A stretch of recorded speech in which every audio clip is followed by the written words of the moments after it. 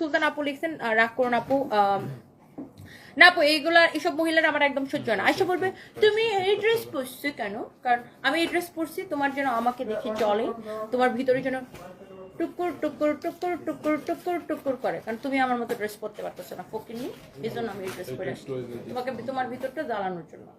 এটা যে ডিসকাউন্ট 1600 দিলাম 1150 কি এটা প্রাইসটা তো তুমি ইয়া করছো কেন?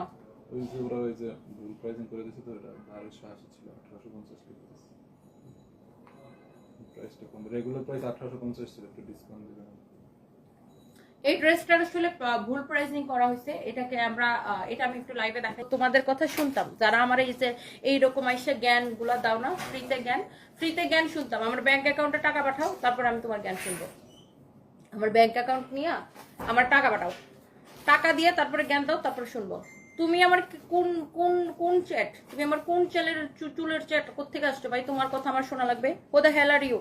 তুমি আমার জীবন চালায় দাও, তুমি আমার সংসার খরচ দাও, আমার বাচ্চার খরচ দাও, কিচ্ছু দাও না তুমি। তুমি শুধু আমাকে অনলাইনে দেখো আর আলতু ফালতু কমেন্ট করো। তুমি আমার অ্যাকাউন্টে টাকা পাঠাও, তারপরে তোমার জ্ঞান আমি শুনবো। আর টাকা না পাঠানো পর্যন্ত তুমি আমার ওই যে কোন চুলের চ্যাট এরকম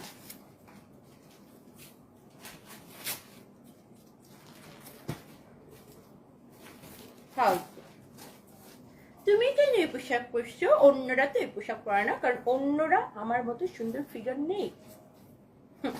আর আমি এই পোশাক পরেছি যাতে তোমার মনের মধ্যে